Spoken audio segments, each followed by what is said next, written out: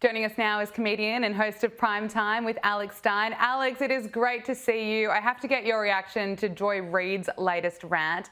Is it just me or is her TDS getting worse? You know, Joy Reid's Trump derangement syndrome might be the actual worst case. I mean, when it comes to the American media, like she was so mad at Trump, she even adopted his hairstyle at one point. And now she just, sadly, I don't want to just comment on her appearance, but I think her appearance is kind of, it tells a much, louder story than she is with words. And she's not looking great. She's mad at the president because he's actually trying to fix this country. And she wants to protect the illegal immigrants, and she could care less about this country. So Joy Reid being this upset about Trump still, I'm not surprised. I don't think that she's going to change her tune for the next 3.5 years. Yeah, I'm not surprised either. And I know we like to have some fun, but we have to turn to the devastating situation in Texas. This is absolutely heartbreaking. More than 100 people have been killed, including dozens of children in the floods. And Alex, this is your home state. How are you feeling? How are many of you feeling at the moment? And what more can you tell us about what's been unfolding? I mean, it is really bad, Gabriella. I'm a comedian. I like to joke around, but there's absolutely nothing funny about what happened here. In Kerrville, Texas and Hunt, Texas, where these kids at this Camp Mystic were swept away, and it was 27 people passed away at that camp. And I went to school with a guy by the name of Davin Hunt. His daughter was tragically taken away in this horrible tragedy. So I know people that are personally affected. And I'll tell you this much, I don't think it's the politicians' fault, but it is just very unusual to have this type of flooding, the first time and that this camp has ever had anything like this. So it's just a horrible, unfortunate situation that I don't think we can blame our politicians, obviously, but I mean, I just really don't know what to do when something happens that is just this unthinkable, like young children getting hurt. It just kind of makes you question, like, why would God do something like this? And I guess there's a bigger plan, but I feel really sorry for the families that are just really struggling, especially the Hunt family here in Dallas. I know that what they're going through is just something I don't even want to imagine for myself. Alex, I'm so sorry. We are so heartbroken and sending you all so much love from here in Australia. It's been devastating to watch it unfold and the amount of people being killed. It's just hard to fathom. We know that Donald Trump will be visiting Texas on Friday. He had this to say a little earlier. Mr. President, have you spoken with any of the families of the victims of Texas flood? And can you talk about what you would like to do when you travel there on Friday? Well, we're going to just make it as comfortable as possible for the state of Texas. They have a great governor. They have wonderful senators. They have wonderful representatives, and we're going to work together with them. And we have been working really very hard. This whole table has been working. That was a terrible event, terrible event. You saw that maybe where Texas was just absolutely so badly hurt by something that was a big surprise late in the evening. So we'll be working with the governor and all of the people of Texas. We'll be going on Friday. Alex, you mentioned that looking at this event, it's not really a time to blame politicians. Rosie ODonnell has taken a different view. This is her message. And when the president guts all of the early warning systems and the weathering forecast abilities of the government, these are the results that we're going to start to see on a daily basis because he's put this country in so much danger by his horrible, horrible decisions and this ridiculously immoral bill that he just signed into law. As Republicans cheered, people will die as a result, and they've started already. Shame on him. Shame on every GOP sycophant who's listening and following the disastrous decisions of this mentally incapacitated POTUS. Alex, what do you make of Rosie ODonnell?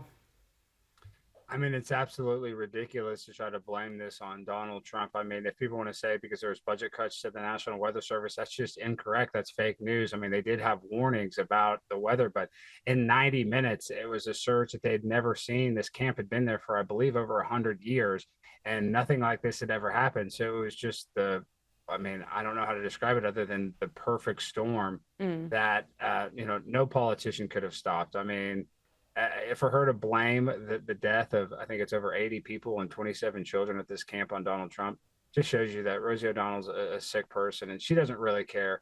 about those kids. She's just using it as some sort of a political tool to make her message against Donald Trump stronger. And it's sad that those kids have to be used like that by Rosie ODonnell, who is just a disgusting person, in my opinion.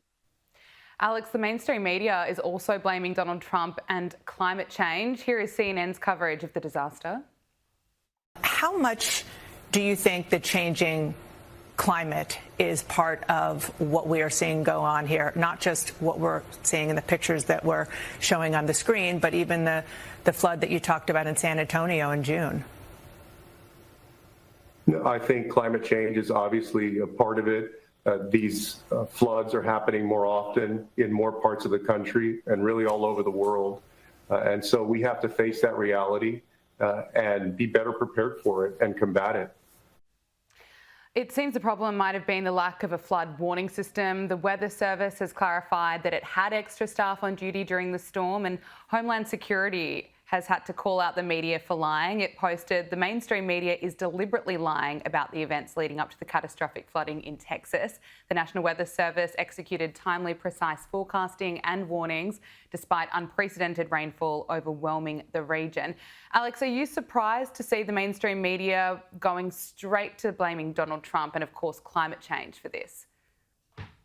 Well, I'm not surprised whatsoever. And, it's obvious that humans have an effect on the climate. But one thing that we're not talking about is how there are companies now that are openly modifying the weather. There's cloud seeding technology. So, of course, humans have an effect on the climate. But I wonder how much that effect that we're doing that we don't even know about, because it's, like I said, it's just unprecedented storm to have this sort of flooding, and it's never happened in, I believe, the 100-year history of the camp. So something weird is going on. We are affecting the weather, but I just wonder how much of that effect is done on purpose and how much of it is done just by the byproduct of human beings living on Earth. So there's a lot of unanswered questions. I don't think that the government's going to be able to really, take the blame for this, because I don't think it is their fault. I don't think it's a National Weather Service. I think it's just a really unfortunate incident where sadly these girls' lives were lost because there was a horrible tragedy due to a weather disaster that no human being could stop.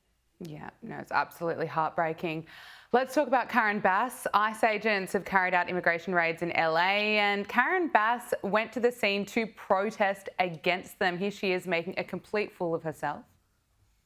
I am going to say, Mayor Bass, I need to get my phone and we're departing.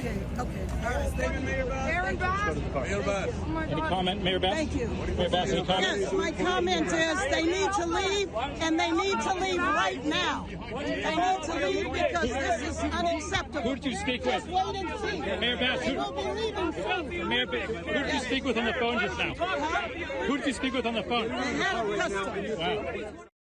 Alex, this comes after ICE agents have been shot at, they've been targeted, and Karen Bass is clearly on the side of illegals.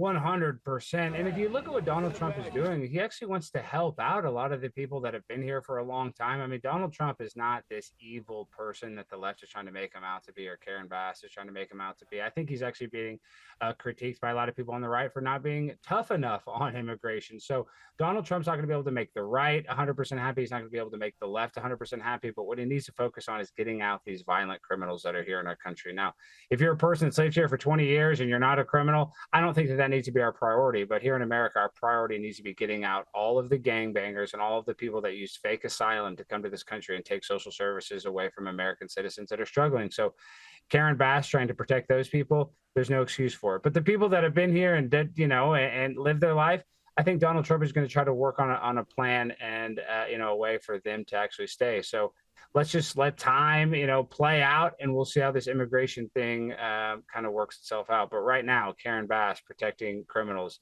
it's just not a good look. No, it's certainly not.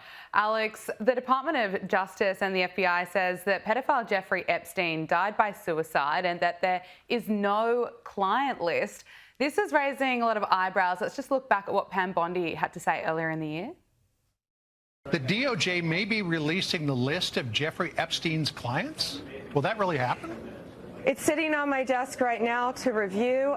That's been a directive by President Trump. I'm reviewing that. I'm reviewing JFK files, MLK files. That's all in the process of being reviewed because that was done at the directive of the president from all of these agencies. So have you seen anything that you said, oh my gosh? Not yet. Here is Caroline Levitt clarifying what Pam Bondi meant. So the FBI looks at the circumstances surrounding the death of Jeffrey Epstein. According to the report, this systematic review revealed no incriminating client list. So what happened to the Epstein client list that the Attorney General said she had on her desk? Well, I think if you go back and look at what the Attorney General said in that interview, which was on your network on Fox News. Got the quote. Go ahead. John Roberts said, DOJ may be releasing the list of Jeffrey Epstein's clients. Will that really happen? And she said, it's sitting on my desk right now to review. Yes, she was saying the entirety of all of the paperwork, all of the paper in relation to Jeffrey Epstein's crimes. That's what the Attorney General was referring to, and I'll let her speak for that. But again, when it comes to the FBI and the Department of Justice, they are more than committed to ensuring that bad people are put behind bars. Alex, what's happened here? A lot of people are not buying this. Yeah, nobody's buying it here in America. You have the left wing and the right wing yelling at Pam Bondi for some transparency. And sadly, we're not going to get it because I think that the people that are connected to the Jeffrey Epstein debacle are some high, powerful people that would cause geopolitical conflicts with other countries. And I think that's what it really comes down to, that it's now a matter of national security to keep this list private. And nobody on both sides agrees with that strategy. I mean, we all wanted transparency. Donald Trump campaigned on it, and now Pam Bondi is walking back what she said she was going to do. So I'm just telling you, even the most loyal Donald Trump supporters on social media are asking questions.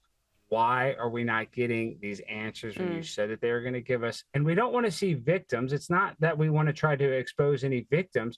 We just want to expose the actors and the powerful people that were doing this on an island with children. So there's no excuse. And this is a big missed opportunity from the Trump administration for not giving us the transparency that so many Americans really want on both sides of the aisle. Yeah, I completely agree with you there. Well, Joe Biden is back. The former president claimed during a rare public appearance that he just keeps getting phone calls from office holders and European leaders asking for advice during the Trump era. We strengthened NATO in a significant way. And I'm getting calls, I'm not going to go into it, I can't, from a number of European leaders asking me to get engaged. I'm not giving advice. These things are different. Is he telling the truth right now, Alex? You know what? Honestly, he's probably a little too senile to even make that up. I bet people are calling him because if you really look back, as much grief that we give Joe Biden, he's the only president to technically beat Donald Trump in an election. So in a way, he is kind of Donald Trump's kryptonite in this weird kind of accidental, he's like a guy that just keeps failing, but he fails upwards. But yes, if you really look at it on paper, Joe Biden's the only guy to ever beat Donald Trump in an election. So in that case, I wouldn't be surprised that other foreign countries are asking him for advice. Will it help them at all? No, because he's probably just going to drool on himself and give him some, nonsensical answer. But I'm actually not surprised that people are reaching out to, former President Biden. There you go. Alex Stein, thank you so much for joining us on Power Hour. And our hearts are with you during this difficult time in Texas, sending you all lots of love. Thank you, Gabriella. Talk to you guys soon.